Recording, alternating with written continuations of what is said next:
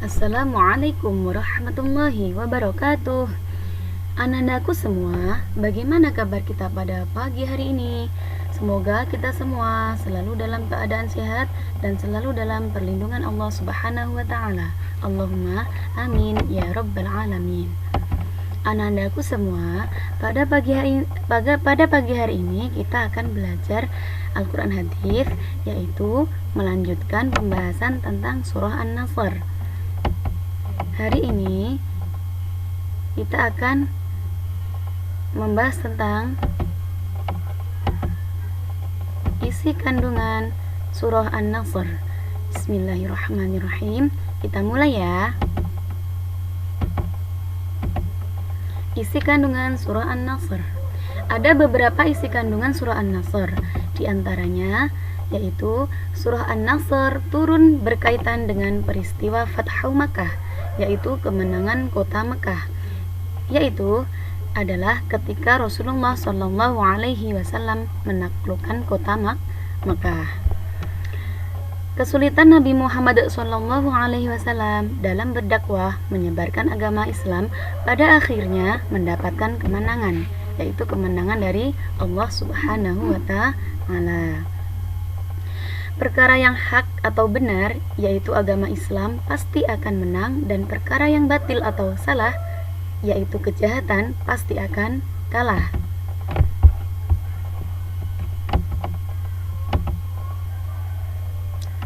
Pertolongan dan kemenangan itu datangnya dari Allah Subhanahu wa taala. Kewajiban manusia itu berusaha dan berdoa.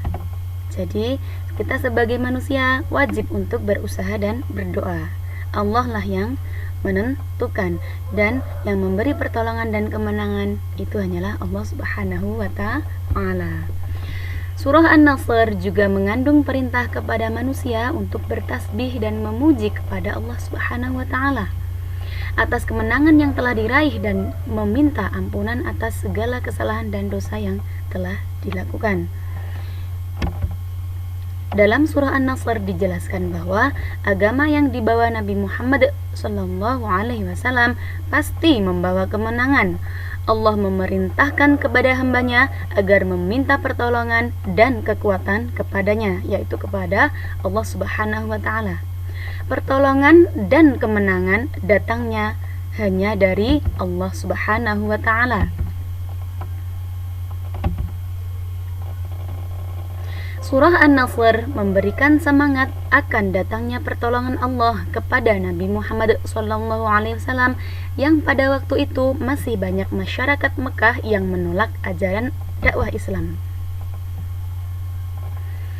Disebabkan kesabaran Nabi Muhammad SAW dalam berdakwah dan pertolongan dari Allah Subhanahu wa taala, sedikit demi sedikit masyarakat Arab memeluk agama Islam. Allah memerintahkan kepada manusia agar mensucikannya dan meningkatkan syukur kepadanya, yaitu kepada Allah Subhanahu wa taala. Selalu bertobat dan meminta ampunan kepadanya atas segala dosa yang telah kita berbuat. Allah menyuruh kita untuk bertobat dan meminta ampunan kepadanya atas segala dosa yang telah kita berbuat, dan kita tidak mengulangi perbuatan dosa tersebut kembali. Menurut Ibnu Katsir, surat An-Nasr ini turun ketika Haji Wada. Adapun pendapat lain yang mengatakan surat An-Nasr ini diturunkan sebelum Fathu Makkah. Surah An-Nasr merupakan surah terakhir yang turun kepada Nabi Muhammad SAW setelah surat At-Taubah. Surat ini turun terkait dengan kabar akan kemenangan sehingga orang Arab berbondong-bondong dalam memeluk agama Islam. Kalian pasti bertanya-tanya, apa sih Fathu Makkah itu? Yuk kita belajar bersama. Fathu Makkah merupakan peristiwa besar yang terjadi di zaman Rasulullah SAW. Peristiwa ini menjadi tonggak sejarah berkembangnya Islam sampai saat ini. Diawali dari perjanjian damai antara kaum muslimin Madinah dengan kaum musyrikin Quraisy yang ditandatangani pada nota kesepakatan Sulh Hudaibiyah pada tahun 6 Hijriah yang kemudian dikenal dengan Perjanjian Hudaibiyah. Termasuk di antara nota perjanjian tersebut adalah siapa saja diizinkan untuk bergabung dengan salah satu kubu, baik kubu Nabi Muhammad SAW dan kaum muslimin Madinah atau kubu orang kafir Quraisy Makkah. Maka bergabunglah suku Khuza'ah di kubu Nabi SAW dan suku Bakr bergabung di kubu orang kafir Quraisy. Isi perjanjian Hudaibiyah tersebut antara lain adalah gencatan senjata antara kaum muslim dan Quraisy Mekah selama 10 tahun. Jadi gencatan senjata ini maksudnya adalah tidak melakukan perang antara kaum muslimin dan Quraisy Mekah selama 10 tahun. Jika ada yang datang kepada Nabi Muhammad tanpa seizin keluarganya, maka ia harus dikembalikan. Tapi jika ada yang datang kepada kaum Quraisy, maka dia tidak akan dikembalikan. Dibebaskan kepada seluruh kalangan yang ada di Arab untuk menjalani kerjasama dengan kaum muslim dan Quraisy. Pada tahun tersebut, kaum muslimin belum diperbolehkan memasuki Mekah. Kaum muslimin diizinkan untuk memasuki Mekah di tahun berikutnya selama 3 hari dan hanya boleh bersenjatakan pedang tanpa dihunus. Perjanjian didasari pada ketulusan dan kesediaan kedua belah pihak.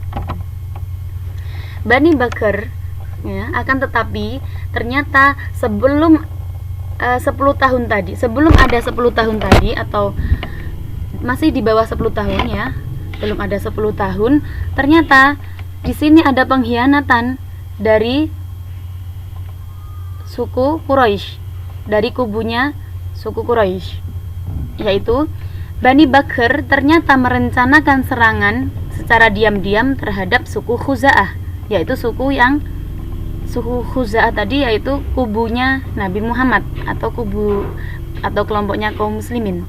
Ya, jadi Bani Bakr ini ternyata merencanakan serangan diam-diam terhadap suku Khuza'ah, dan penyerangan tersebut dibantu oleh kaum kafir Quraisy.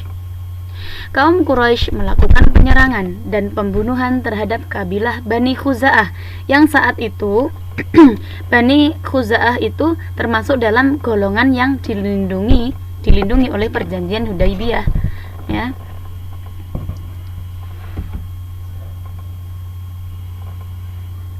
Menghadapi serangan tersebut, suku Khuza'ah pun melaporkannya kepada Nabi Muhammad SAW. Nabi Muhammad yang mendengar adanya pelanggaran yang dilakukan oleh kaum Quraisy segera merencanakan sebuah perlawanan. Nabi Muhammad bersiap untuk mengerahkan pasukan Islam untuk melakukan perlawanan terhadap kaum Quraisy.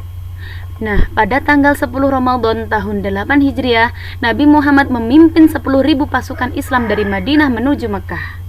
Nabi Muhammad mengeluarkan ultimatum kepada kaum Quraisy bagi mereka yang tetap menyarungkan pedang masuk